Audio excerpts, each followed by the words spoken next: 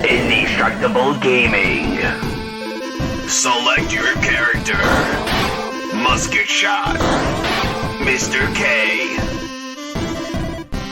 Let the battle begin.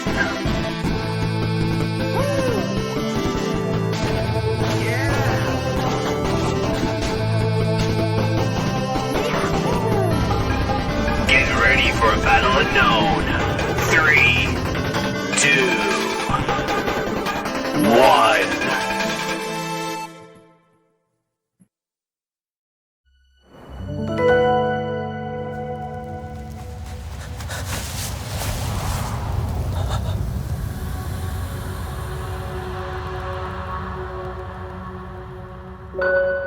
Ash is but dust with a history. A history carried by those who remember what it was, for as long as they remain. In time, my future will turn to ash. It will not matter the places I have seen.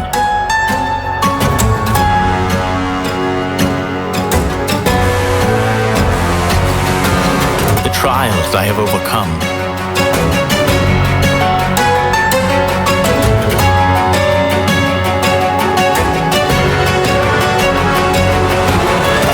Or the world I have tamed.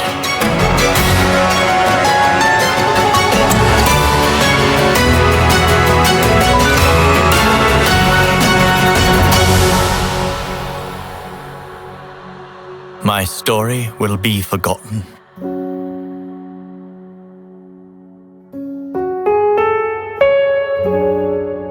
But I have to walk towards that future, as only ash lies behind me.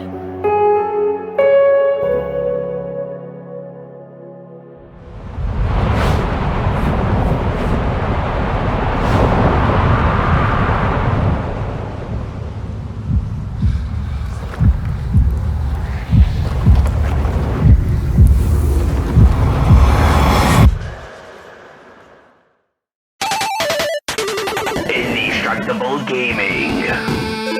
Select your character. Musket shot. Mr. K. Let the battle begin.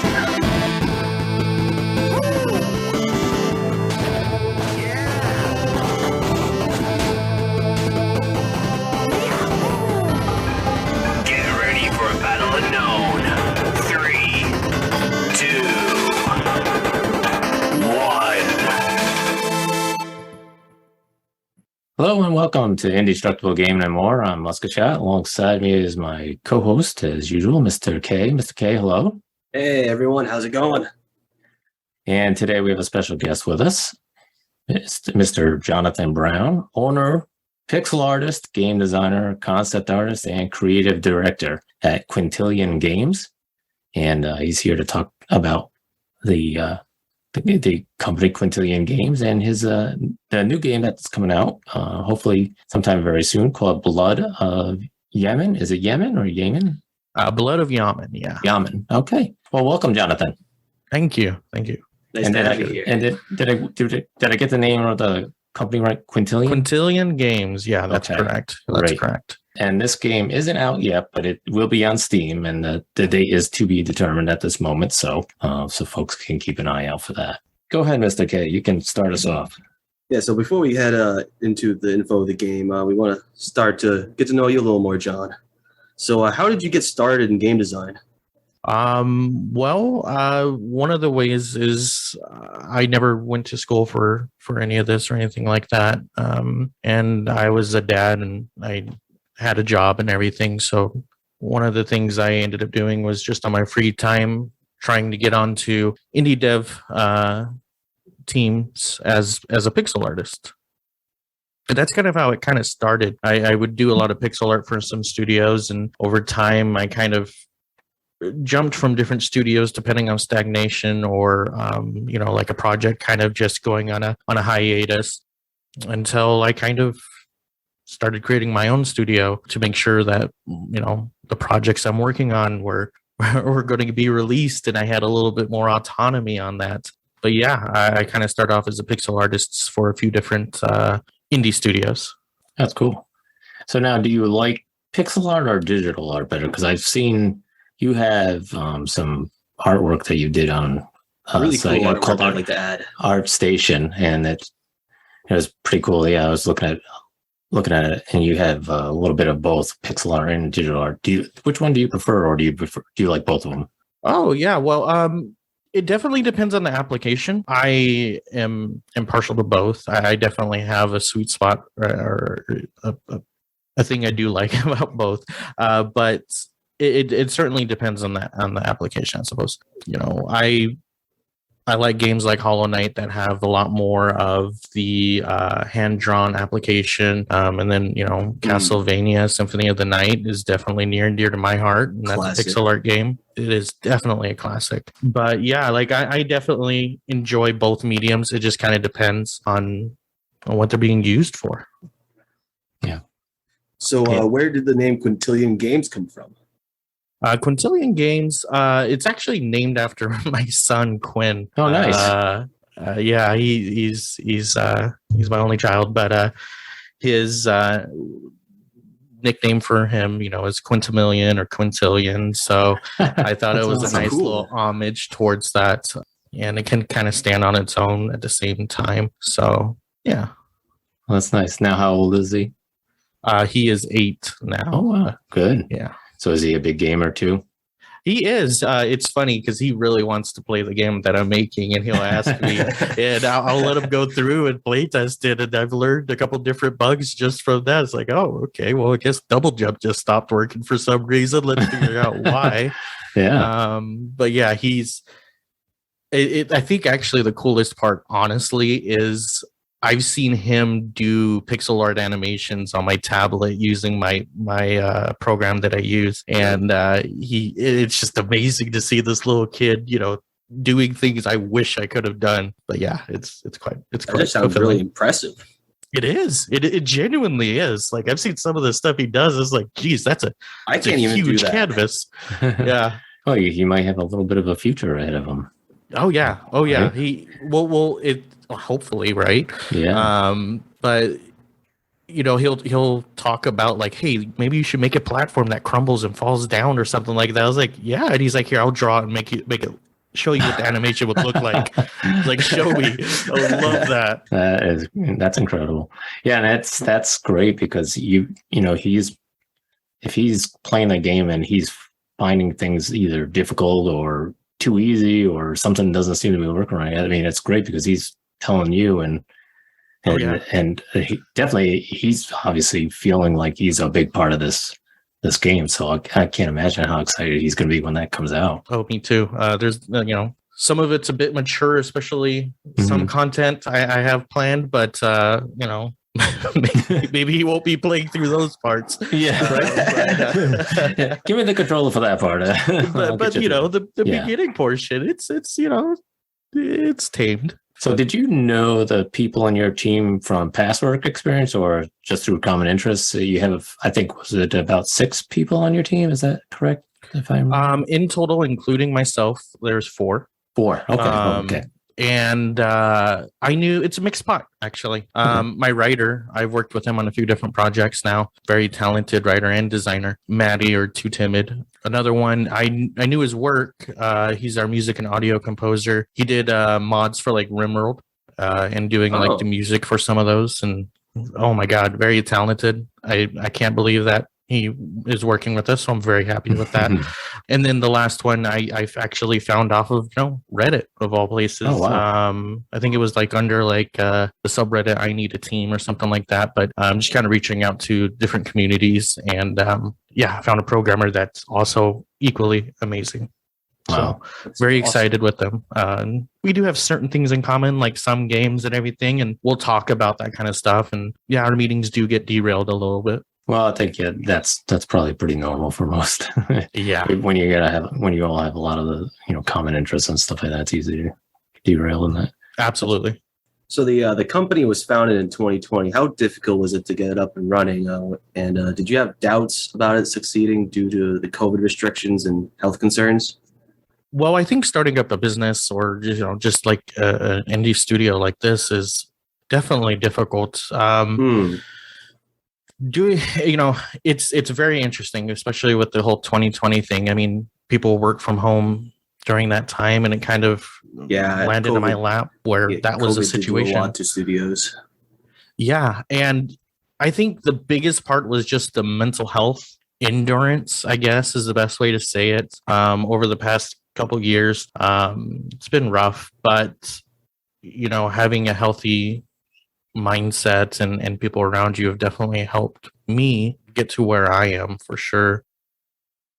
I wouldn't say that the COVID restrictions or stuff like that have really hindered me. I luckily have not had an issue with COVID or anything like that. But COVID itself is just a completely different hot mess of a topic and causes a lot of stressful situations. So it was at least made it apparent that I'm like, okay, let's just do something. I need to do something. I need to create something, and just kind of a little bit more autonomy over my life. So I think it was some sort of outlet in some capacity, for sure.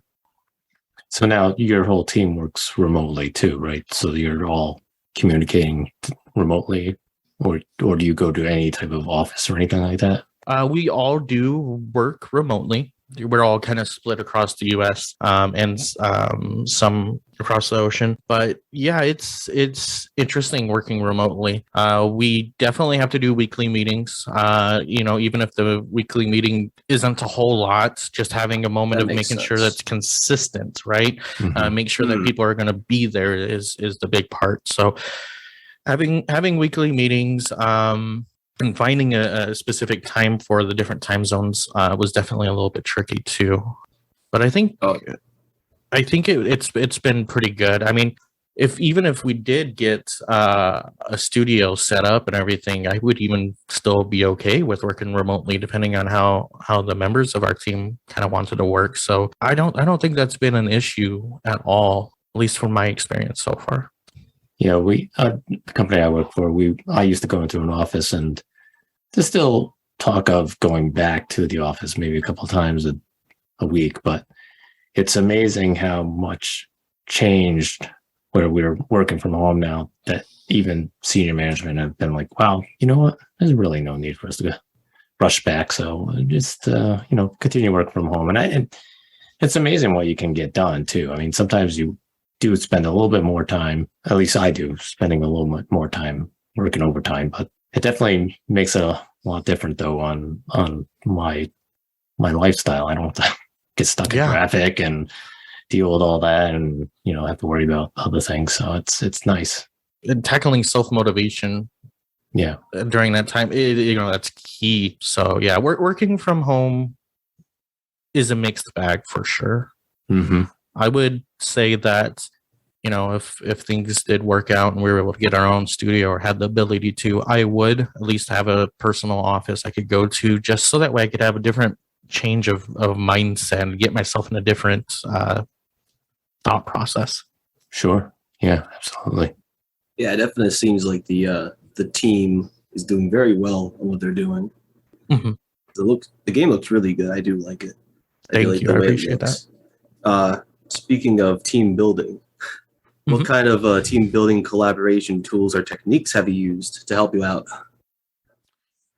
I have not done any real team building exercises. I think one of the things I've done in the past too is, when we get together and we kind of chat about games and everything like that, different types of games we play are brought up, and we will sometimes play amongst each other and play with each other, and I think that itself is a pretty good team building exercise. But I haven't done any team building exercises, mainly because our schedules are so completely different, with different time zones and just different obligations. Almost everybody that's working on the project, aside from myself, is, I believe, they either go to school or have a main job that they're working through and working on, it could be a little bit difficult to get everybody's time outside of what's set for a weekly meeting on the same time zone or time frame. Sure. Now, is everybody full-time with Quintillion Games, or is everybody mostly, or is it like a mixed bag of part-time and full-time? Right now, for me, it's full-time, right? Like I work on the project and I have, between social media manager and of itself, I do the sprites, I do the graphics you see there, level design, game design, all that kind of stuff. I definitely wear all the hats that I can wear. But when it comes to the other individuals, no, they have, if I need something done, like when we were trying to do the trailer, there was a lot of iterations, a lot of time that our music and audio and sound composer was working on that kind of stuff. And he put in a decent amount of time, not to mention all the different types of tracks he's put out for us just to listen. So definitely time going in. But once our project gets funded and we have that money on our belt to pay them, we then will all go to full time to complete the project. Like I said, they all have day jobs and everything that they have to do to make ends meet. And I wouldn't want to jeopardize that for them. So for them, it's kind of as needed, and for myself, it's go. But Sure. That's kind of what I wanted. I mean, I created the studio for that reason, so that way I could have the autonomy and I could, create the pace for the game. So I wouldn't want it any other way. Oh, that's great. So now Blood of Yamin is a Metroidvania RPG, and which is, like I said, was coming out on Steam. What made you decide on this style of gameplay or genre for the game? Well, I'm very passionate about Metroidvanias. I mean, I've played Metroidvanias since, the very old school Castlevanias. One that literally sticks out to my mind all the time is definitely Symphony of the Night. But I've played a lot of Metroidvanias, and I've played a lot of RPGs. I mean, those were a lot of my childhood. So it's a genre that I'm very passionate about. Another part of it. Oh, go ahead. Would you say Symphony of the Night is your favorite? I would say that. Yeah, I think so. I genuinely, I don't know if it's nostalgia goggles or what. I haven't played it for a couple of years, but every single time I went back to it, it was utterly amazing. Even now, if you take a look at the animations or the graphics for it, it just looks amazing. Very well designed. Yeah. And you could I've seen websites that kind of pull apart their tile sets and their animations, so that way you can kind of study them. And it's grand. It truly is beautiful.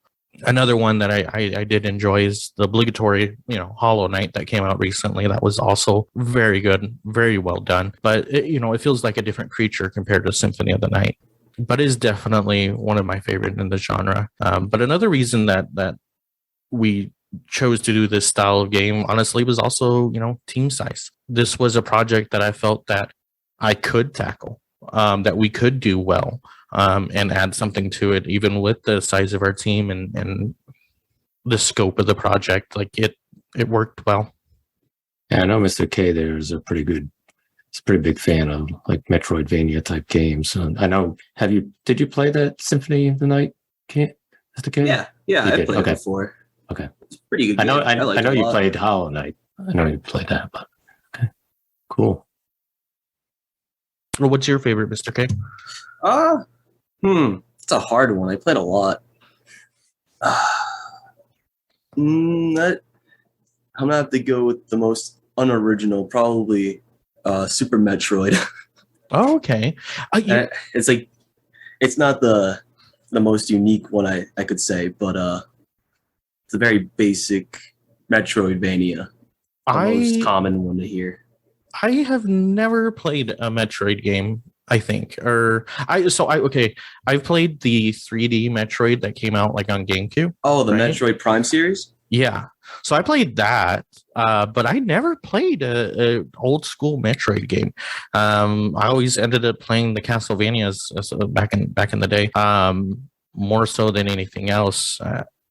I remember that 3D Metroidvania game that came out like on the 360. I can't remember what the name of it was. Oh, Lords of Shadow, is that the one you're talking about? Maybe I think that might be it. But The one that made was, by Kojima, right? The same people who made like Metal Gear Solid, and I remember there was two of them. There was the Lords of Shadow, and then some other one. I can't remember it at the moment, but I never played the Castlevania Lords of Shadows. No, it was kind of like a hack and slash. Yeah, I heard actually really, really good things about those. My brother played quite a bit of it, and he was showing me a little bit of that. I never got into.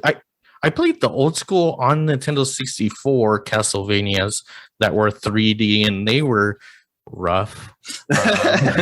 Oh, I've seen those. Yeah, those they were a little rough. that transition wasn't the most graceful transition. But yeah, it's funny. The game looks really good, and because it's both digital and pixel. Was that like the intent of the whole time? Were you gonna go for one and not the other, or did it kind of just start from both from the beginning? When it comes to the style, it is primarily set up for a pixel art game. So everything you're going to find in game will definitely be pixel art. We do have some promotional material that is digital, but otherwise, we start with the digital work for like concept art and stuff like that, and then we kind of move it into pixel art after that. But yeah, everything in game is definitely going to be pixel art. That's impressive. If we even have cutscenes, I believe it'll be that way too. Oh no, that's cool. That's something to look forward to. Mm-hmm. What was one of the biggest challenges your team faced while making this game so far? I think my biggest challenge is marketing. To be completely honest, it is just it's a completely different game, for lack of a better term, than just game designing.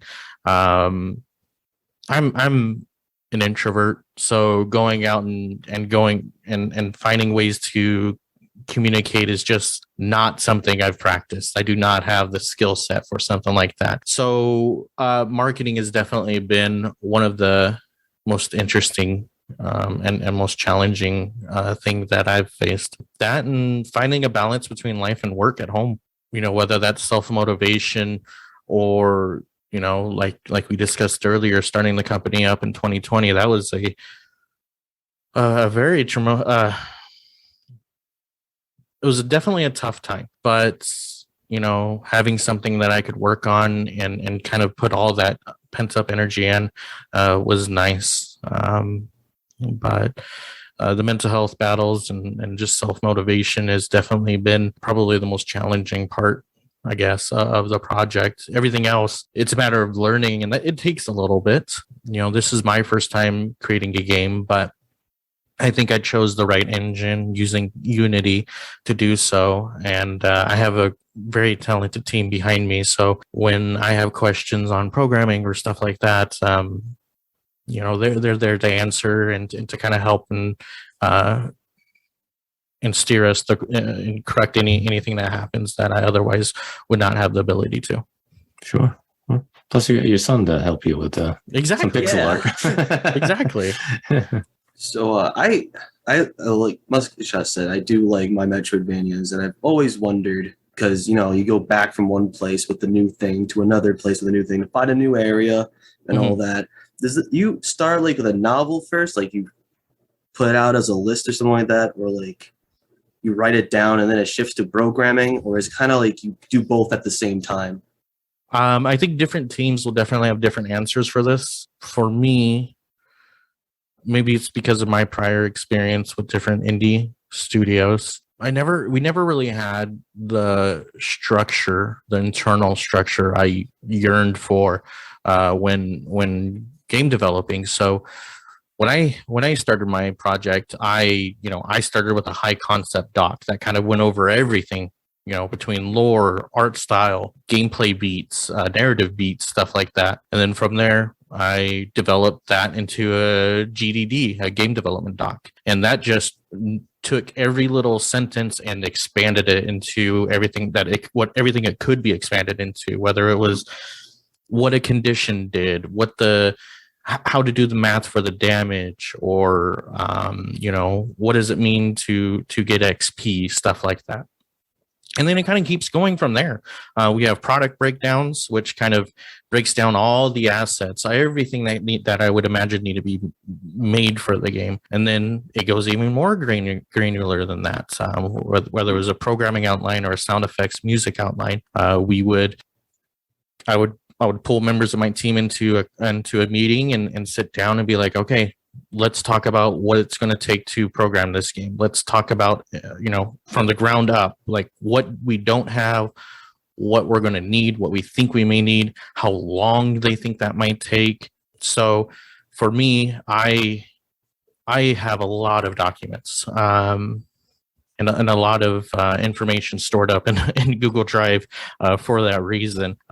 So for me, it almost is a novel prior to programming or anything like that, or even getting it into the engine. But I think that's also because I didn't know anything about the engine. I didn't know how to do all that kind of stuff, how to design. So I started with what I did know, and I knew what I wanted the game to be. So started with the doc, and then made hundreds of other docs, and then once I got into Unity and figured out what exactly I'm looking at, I made even more docs. And I like, I'm the type of person who carries around 2 to 3 notebooks with different agendas in them. Like one of them's like an agenda, essentially, where I'm just blotting down what I did that day. Another one is like everything I think about in my game, between map design, game design, UI design, it's sketched out in a notebook. But that's just because I really like the idea of having a notebook full of information for a game. I don't know. I'm kind of weird like that, I guess. Well, it's nice to know all that, because I've always wanted to be a game designer. I never knew where to even start.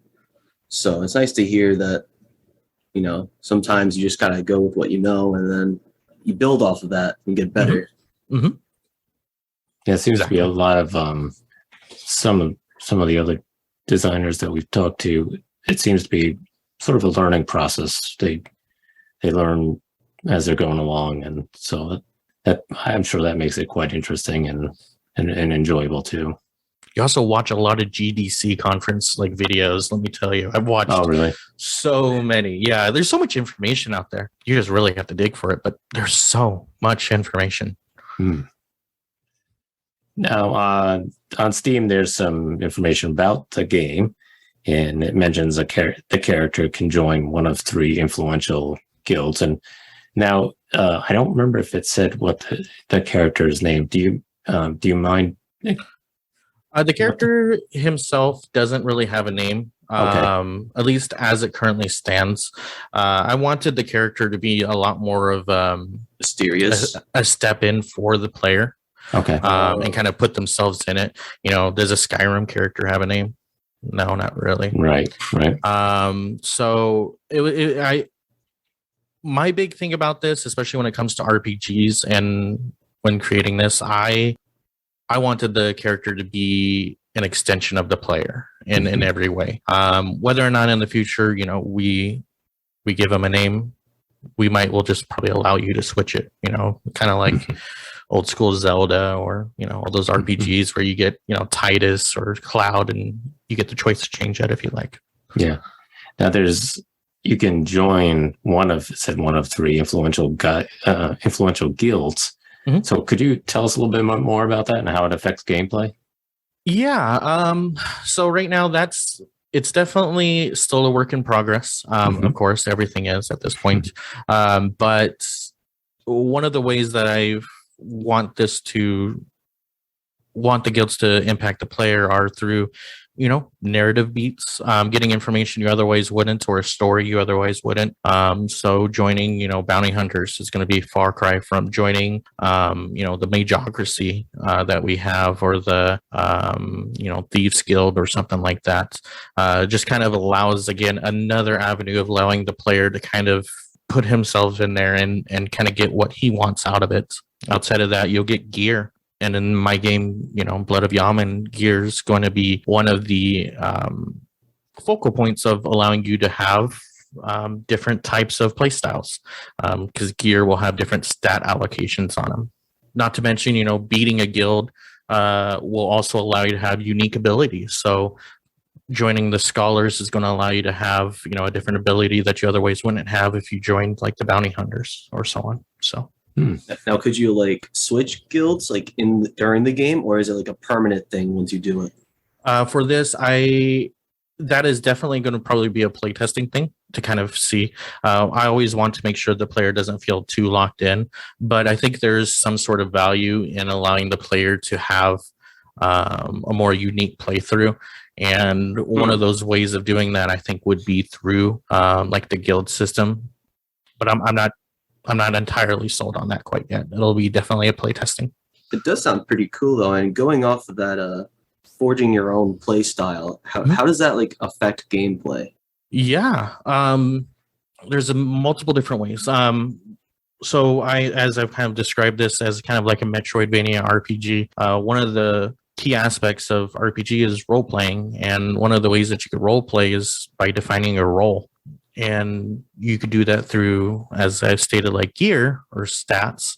You could do it by having, choosing what kind of unique ability you want to use, or a function that we've kind of are featuring, which is kind of what we're calling Yaminite beads. And these Yaminite beads are, they take something like a double jump, something as basic as a double jump. And, when you double jump, you now shoot lightning under you, or you throw daggers out under you. Or if you get a dash, when you dash, you could dash through enemies and impale them and do damage. Or at the end of the dash, you throw out daggers, and every dagger that hits an enemy, they have bleed on them or something like that. So cool.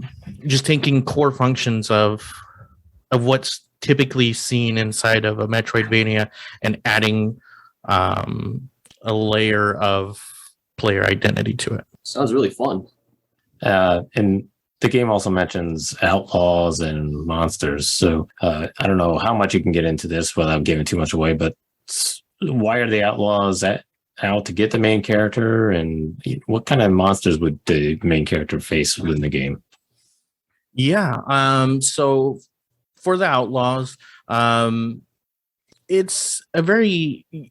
The world of Yamin is definitely a very angry world, and especially the time in which the player is going to be taking place during an industrial revolution, and a lot of power is being taken up in this moment by larger entities, and not leaving a whole lot for others. And I think that breeds moments for outlaws to seize what they can seize, and through any means possible, and that kind of goes against the character at times, and you'll find yourself in moments of where you're in a very hostile area plagued by outlaws, because they're just there to kind of get what they can.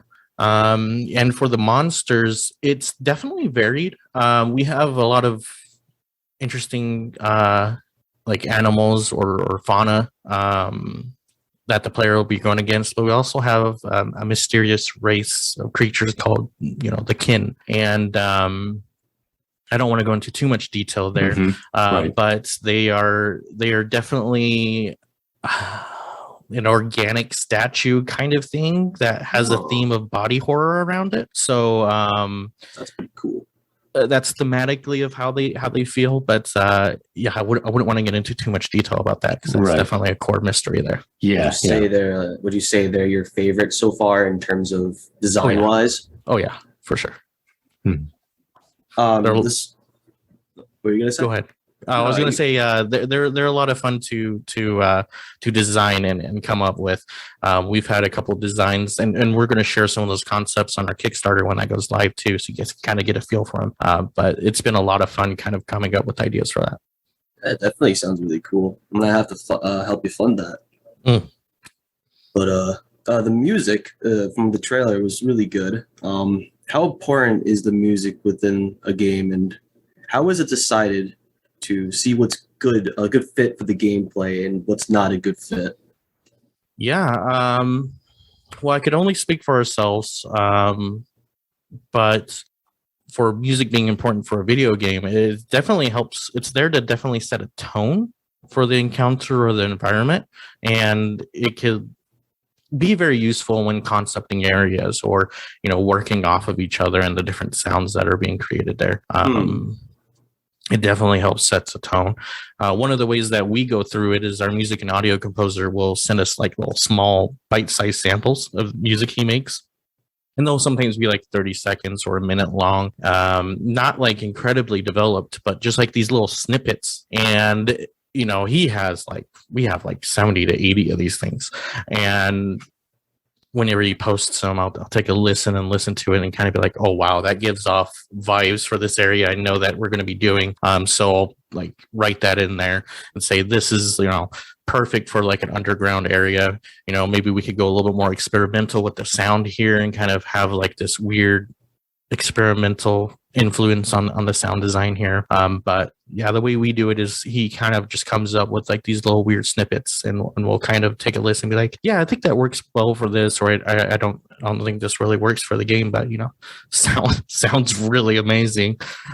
Yeah, I think sound for me, and I don't know, Mr. K and I have talked about this a number of times on our podcast. Sometimes the music you don't really hear it, or doesn't play a big part in the game.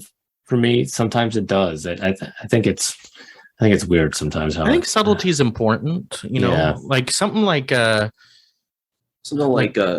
Souls or something like that. Yeah, where it's like it could be very bombastic at times with theirs.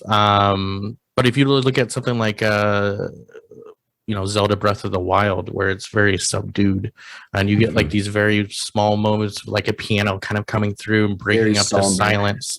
Yeah, it's there to definitely set the tone for sure. I mean, even in the Elden Ring or Dark Souls game, the tone's immediately set for that boss fight once that music's kicked in, right? So yeah, it's a very strong and useful tool. Yeah. I know my wife and I've played Divinity, and sometimes some of the fight scenes, they have music that'll be for the whole fight scene, and I'm like, why did they pick this music? Doesn't seem like it fits. It seems like it's too happy. Like Divinity Original Sin, is that what you're referring to? Yeah. So it's kind of weird. Let's see. So who got to do the voice acting for the characters? Yeah, so the person that we got was their name is Eamon Kane. They were suggested by the writer on my team. He worked with them before, and they're a very talented individual. And you could find them on Twitter at EamonVO. But we worked with them for a little bit and kind of worked out what our voice would sound like for the protagonist for the trailer. And yeah, they quickly went into it and produced really good work for us. And we kind of nitpicked what we liked out of it and put them all together. And we got a really nice trailer and voice acting for that reason. So now, do the outlaws and monsters all have different voices, or is that still not? I don't know if we're going to do a voiceover for the characters in game quite yet. Right. It will definitely depend on funding. Sure. The more funding we get, absolutely, there's no reason not to have it. But if we're hitting our goal, we have a modest goal, and we have an idea of how the narrative is going to feel and how that's going to play out. But no plans on having it voiceovered unless we obviously hit a high enough goal for that in our Kickstarter. Okay, excellent. Yeah, speaking of that Kickstarter, because of the Kickstarter, I'm curious, is the game going to be released in 2022, or are you going to plan for that to release later on? No, it won't be releasing in 2022. We're tentative on the date at the moment, as it will solely depend on crowdfunding or publishing. Regardless of those, the game is going to be done. It's just how quick it's going to be done and how much money we could put towards it, when we could put towards it. So kind of all in everybody's hands on the release date there. But it'll definitely fall on money and how quick we could get it done that way. Yep. Do you plan to have like an early access available or beta testing available prior, like when you get close to getting it out there? There would definitely be beta testing for the game, but that will be probably accessible as a perk through a Kickstarter campaign. Sure. Depending on the tier. Early access, I doubt it. For early access, I think early access games, there's a specific genre or type of games that require that, where the community kind of helps build it with the people, and games that generally have a much larger scope. Typically sandbox games are things that come to my mind that really could use early access. But our game has a very solid scope, have a pretty good understanding of where we're going with it. We definitely want some beta testing and some quality assurance there, but I don't believe it would be qualified under my parameters for an early access game. Okay. And what type of marketing will you do for this game? You've already done trailers and, of course, the Kickstarter. Yeah. For marketing, for marketing, some of the ways that we've been doing it are through sponsorships, going out, reaching out to people on YouTube, websites for, podcasts like this, or, indie news sites, stuff like that. A lot of reaching out and outreach in that end. Do a lot of Twitter ads and trying to guest contribute on things where we can as well, to try to get our voice out there. But when it comes to marketing, especially for the indie game, it's word of mouth. It's all the people listening. It's people sharing and stuff like that. There's not a whole lot of reason to have a huge marketing budget for games that aren't asking for a lot in their budget alone, right? So a lot of it's kind of just outreach and kind of generating it as an individual and having people share it and stuff like that.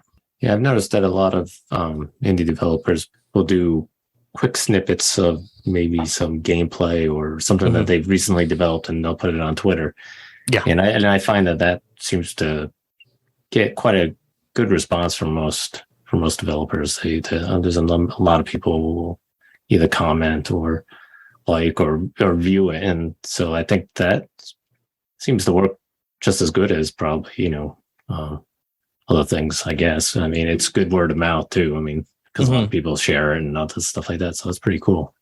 Yeah, behind the scenes stuff is always fun to watch anyways, right? Right. So I definitely agree with that. Yeah. See how somebody's actually, hey, I just developed, or I just put this in the game, and you can kind of see how it works. It's pretty neat. I know we talked about, you had a favorite Metroidvania type game. How about favorite RPG? Do you have a favorite RPG game? I have too many. I genuinely really love Dragon Age and the world building in Dragon Age. So Dragon Age Origins has always been my favorite. As they continued on, they kind of waned a bit in my mind, I guess. But I like Soulsborne games. You mentioned Divinity Original Sin. I liked both of those titles, as well as the Pathfinder series, Mass Effect, all that kind of stuff. I've played RPGs from Chrono Trigger and so on and so. I actually just picked up Dragon's Dogma, if you've heard of that, from the Xbox store today for like $5, I think, because of the sale. I never played it before, and I've heard it's really good. I've seen gameplay, and it looks amazing. A gem from the past that I like that's an RPG, and it's not talked about at all, is Parasite Eve. Oh, I've heard of that. I think... I love that game. I love that game in my youth. 1 and 2 for that matter, but 1 was just amazing. it's something that's not seen very much anymore. People don't talk about it too much, but it has a soft spot for me. Yeah, I'm looking at pictures right now. I've definitely seen this before. Looks really cool. Yeah, I never really got into RPGs until I think later in my life, but I do like the Divinity series. I like the first one better than the second one, but Really? yeah, I don't know. I think the second one, I just I don't, it's hard to explain. It didn't grab me as much as the first one. That's fair. But my wife loves both of those, and she's played both of them like for hours and hours, and then she might decide, I want to do something different with my characters. She'll go back and she'll start a whole brand new game with different characters and stuff like that. So she just absolutely loves the whole type of gameplay that it has, and I like the turn-based type stuff. Baldur's Gate 3. Yeah, I'm very excited for that one. And I haven't tried those, so that might be one to try. They are making a Dragon's Dogma too, so I'm very interested in seeing that. So anything else from yourself or the team that you'd like to share?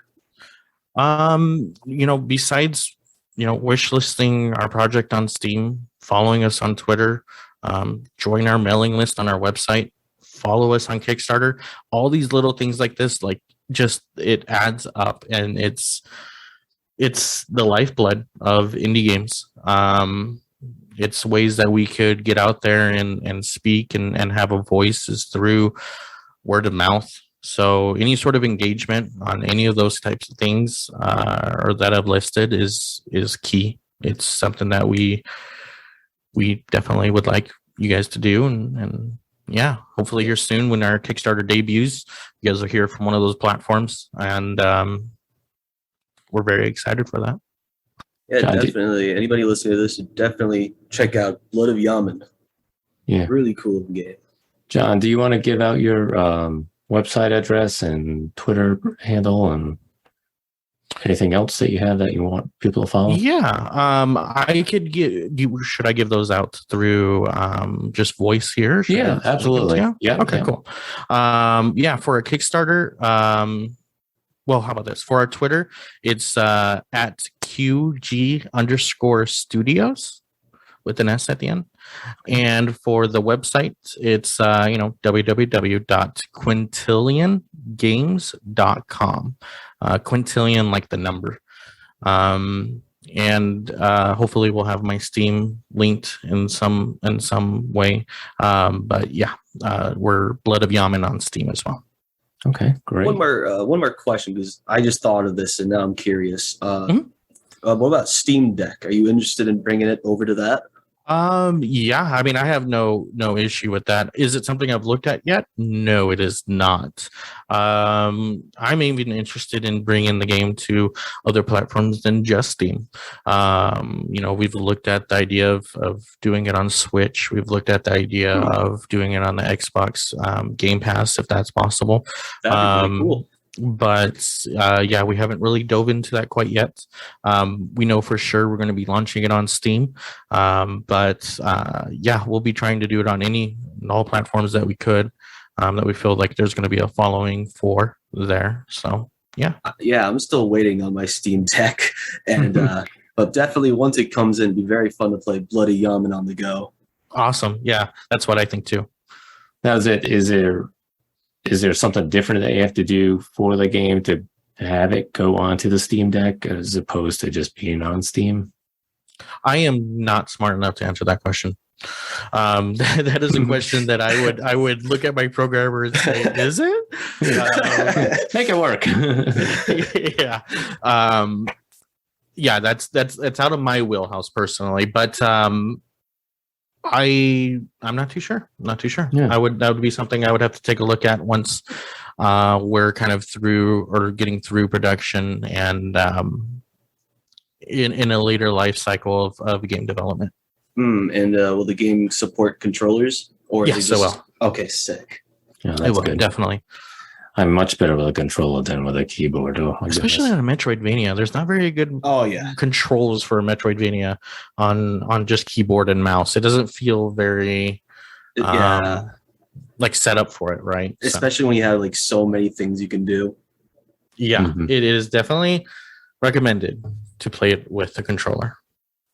I'm always surprised at how many people do like playing on a keyboard, though. And I mean, maybe it's just they grew up that way and it Yeah. just feels natural to them. But I guess for me, growing up, I've always had a joystick, whether it was an Atari joystick or Nintendo joystick or something. So to play on a keyboard, it's just so unnatural feeling. It just, unless you're using just the arrow keys or something like that, then it's not so bad. But to try to remember where all the letters are and stuff like that, it's like, oh man, it's hard to do for me. Oh yeah. All right. Well, I guess that's all we have. So, John, we want to thank you very much thank for you so joining much. us. Yeah, we thank you for appreciate- having me. Yeah, appreciate you doing this. And we're going to get this out there and wish you a lot of luck with the game. And let us know if there's anything else we can do. And hopefully we can get out there and try your game out when it comes out, whether it's a demo or something like that. And then we can discuss it on a podcast. And maybe, Oh yeah, I'd love to. yeah, because I know Mr. K is very much into the Metroidvania stuff. He probably will get further in it than I will, but I like playing any type of game just to experience it. Sure. And you never know. Sometimes this might be the Metroidvania game that I can actually do really well in. And so, who knows? But yeah, thank you very much for joining us, and we appreciate your time, and wish you all the best of luck in the future in this game. Of course. Thank you for having me again. Yeah, thank you, John. Thank you. Game over. Hey guys, how's it going? I hope you enjoyed the episode. We're on Facebook and Twitter, and if you go on our website with the same name, you can also find us on all the other kinds of stuff you can listen to us to. Anyways, hope you have a wonderful day, folks. Stay indestructible, and peace.